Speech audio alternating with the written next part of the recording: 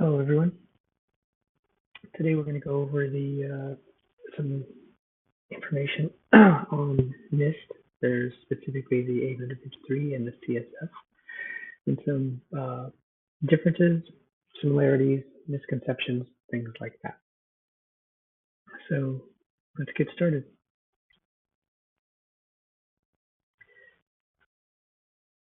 First thing, these are the frameworks from NIST, National Information Institute of Standards and Technology, the U.S. government. A lot of U.S. government entities use these as frameworks or guidelines, and they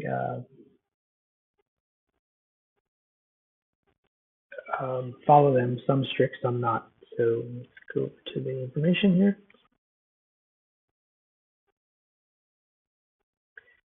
So we got here the 853. It's a comprehensive set of security and privacy controls.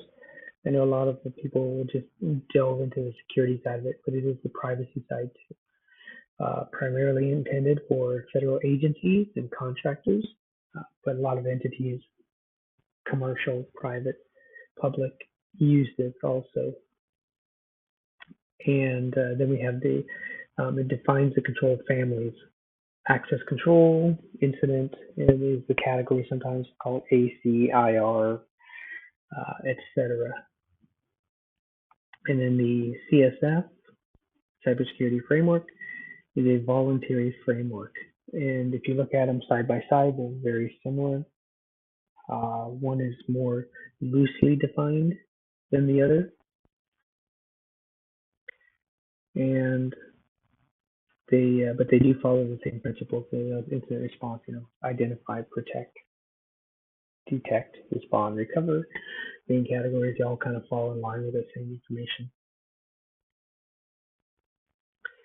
So here we have the key differences between the two. 853 on the left and CSF on the right. So you see basically the purpose, security and privacy, and then the framework on the CSF side for managing cybersecurity risk. So you can see right there's controls, which are what you will do, and then there's a framework or a guideline for CSF. And then you have the scope on the 853, there's broad and detailed controls, access control, system integrity, etc., incident response. And on the CSF side, you have the high-level guidance, 5 core functions. Audience, obviously, again, federal agencies, contractors, and critical infrastructure, government. On the CSF side, it's broad, including private sector, small business, some government. Level of detail, you have the 53, detailed, very detailed, including control families, and then the CSF side, high level guidance, very little more loosely defined. Focus, controls, security specifications, and then on the other side is risk management.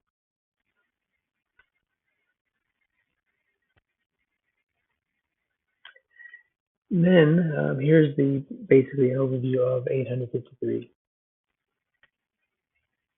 So organization, security controls, families, incident response, contingency planning, system of communication, risk assessment, security controls, etc. They go into your safeguarding the systems and integrity. We deal with that confidentiality, integrity, and availability.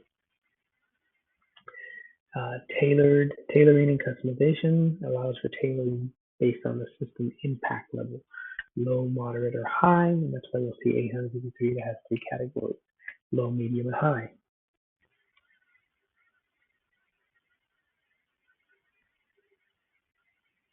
And here we go with the NIST CSF overview.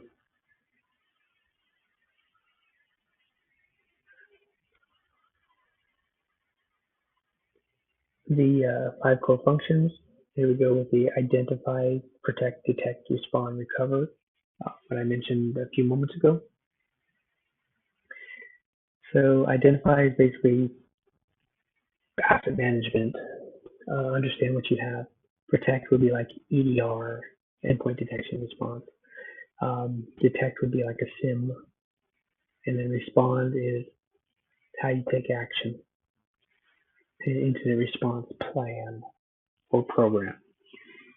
Recover is restoration, disaster recovery, business continuity, and then informative reference is not really a category, but it's kind of sometimes added in there. Standard guidelines, practices, etc.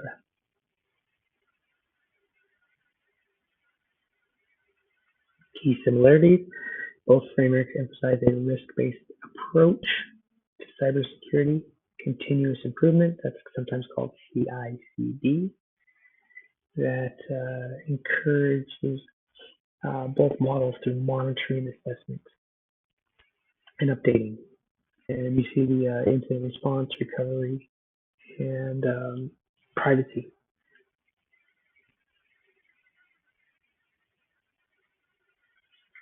Key differences in the approach. So detail versus flexibility. 853, highly detailed. CSF, more flexible. 853, primarily focused on federal agencies, once again, government, that have to fall in line with that. CSF is designed for broad application across the infrastructure, multiple sectors. Level of granularity, controls are specific and measured. Access control settings, encryption standards. CSF focuses on strategy, strategic cybersecurity goals. That's where you see the key differentiators. Use cases.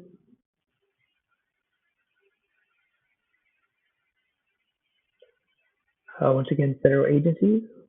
Examples: Department of Defense, NIST CSF. Use cases: private sector, public companies, etc.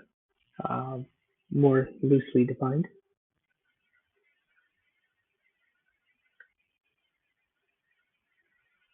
How they complement each other. So integrated use with CSF can be used as an overarching framework for cybersecurity risk management. With NIST 853 providing the detailed technical. So one could be an umbrella and one is the more granularity. 53 can inform the protect and respond functions of the NIST CSF. As you can see, it can be interwoven between each other. Organizations can use both. You can use both, but it'll be kind of an overkill because you'll be using so much of it. You're using two very similar but slight differences. One's guidelines, once again, and one's controls.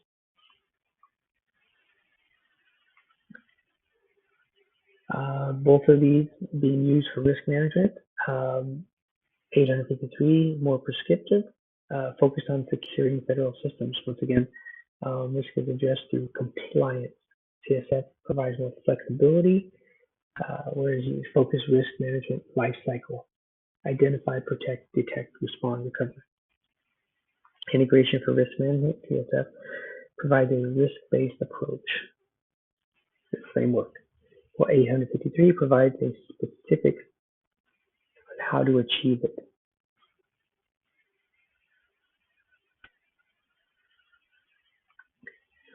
Choosing the right framework for your organization. When you use 853, federal agencies, contractors, etc., large organizations, maybe more than 100,000 employees. CSF, smaller, more loosely defined. Organizations seeking to improve cybersecurity risk if they haven't had anything like that, if it's net new to them. And in conclusion, both 853 and CSF are valuable resources. The 853 provides granular, detailed controls, whereas the CSF is a high-level framework, guidelines. One is 853 is you will do this. CSF is you should do this. This will help. And so with that, hope that this helps explain the key differentiators between NIST 853 and NIST CSF to help you understand. So if you're implementing a risk framework or a security practice or program, this helps to define which direction one would go. Hope this helps. Let me know if there are any questions in the comments, suggestions, anything else new that you want to see, any other frameworks.